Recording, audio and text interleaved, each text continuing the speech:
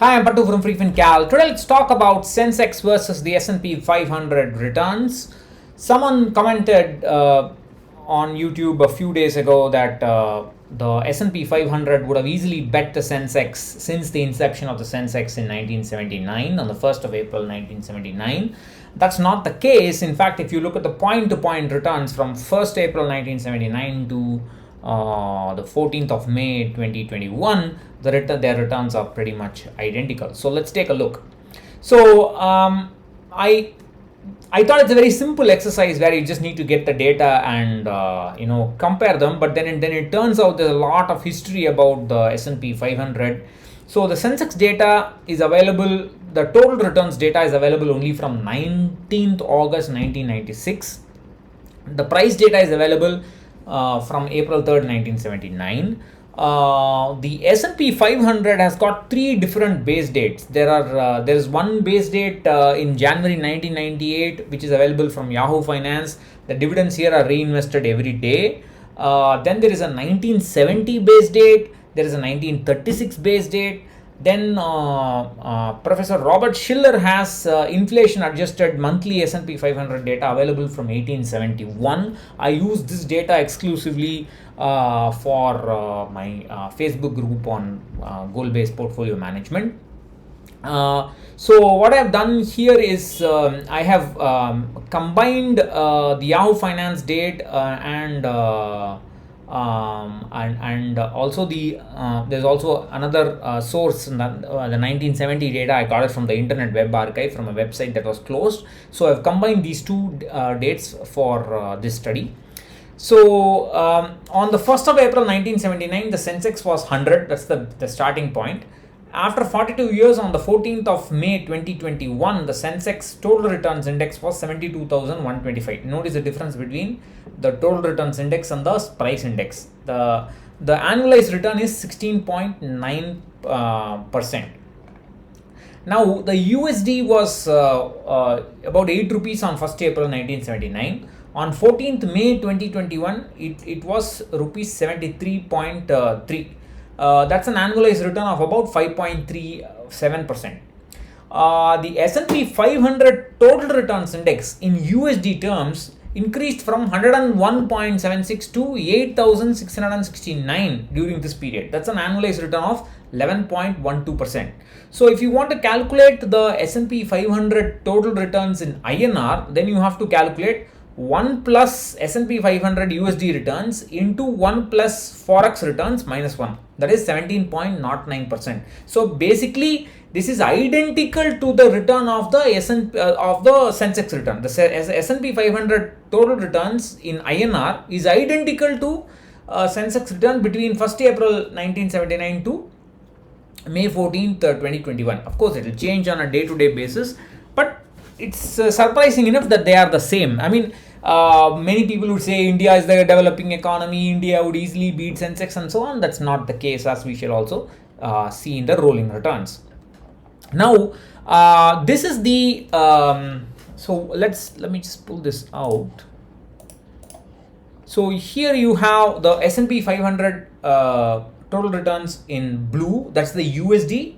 The Forex exchange rate is in red. The right axis is the red. The green is the Sensex. Notice that when the during the global financial crisis in 2008, when the markets fell, the Forex increased, the rupee depreciated, and therefore because of that acted as a hedge. Every time you can see that it also happened during the 2020 fall, during the to some extent during 2008, 2000 falls and so on, the dot-com and so on.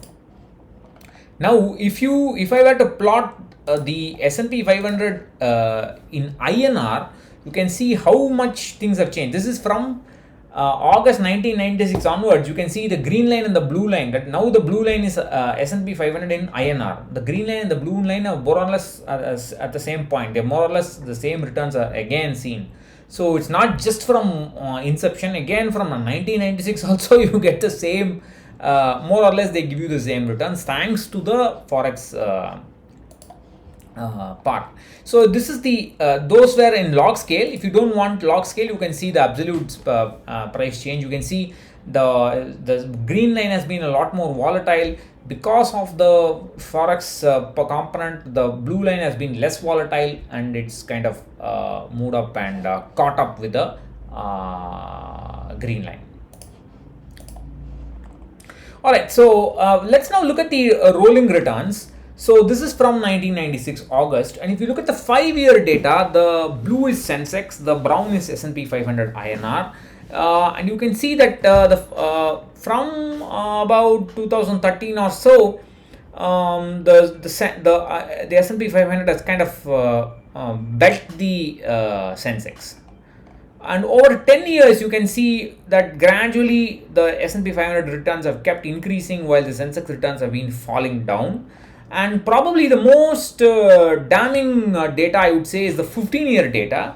You can see here, like, there's a huge gap. The Sensex was outperforming the S&P 500 by a big amount, but that gap eventually fell down, and then over the last 2-3 years, even over 15 years, the Sensex has not been able to beat the S&P 500, and this is a big problem. Of course, over 20 years, it has still bet, but then please remember, because the last few year returns of the S&P 500 are being better, the next 20 years, I don't think it will be very difficult for the Sensex to beat the S&P 500. Now, I mean, I'm not an expert to tell you what the reasons for all this and so on, but if you look at the S&P 500 top 10, there are many new companies there. I mean, there are like 4 companies which are today in the S&P 500 top 10 but not even listed 20 years ago. But if you look at the Nifty top 10, they were listed 20 years ago, and they were also part of the Nifty, and many of them were also part of the Nifty top 10 20 years ago. So there is, in terms of the standards of innovation, entrepreneurship, the ease of setting up business and so on, I think we have a lot to do, and unless we make this easy, it's going to be very difficult for companies to, new companies to come up. And also, I think the top companies, they are not innovating new enough for them to get into new branches and so on. Therefore, I think this India growth story is really not much of a growth story in terms of the return. So you'll have to be very careful in terms of what we expect from the future as well from this. Now, I'm not trying to say drop all your Indian returns and go switch to the S&P 500. Of course, you can have some amount of S&P 500 using the Motilal Oswal index fund for diversification and so on. But then that just because you add something doesn't mean that your responsibility is over. You should not add something for the returns. It means you have to do some portfolio management, you have to rebalance, you have to worry about the tracking error, you have to worry about the taxation. All this you have to, it comes with responsibility. And also, please remember, the tide may turn. The only reason why people have been interested in the S&P 500 and the Nasdaq 100 over the last few years is because of the returns. Nobody is interested actually for diversification. They just want a piece of a tasty looking pie. That's all. But when you buy that tasty looking pie, it comes with consequences, and you must be ready to face that consequences. There may be times when the situation will reverse, when the Sensex actually goes out and beats the S&P 500 for some periods in time. Then also you should rebalance and so on. So nothing comes, there's no free lunch.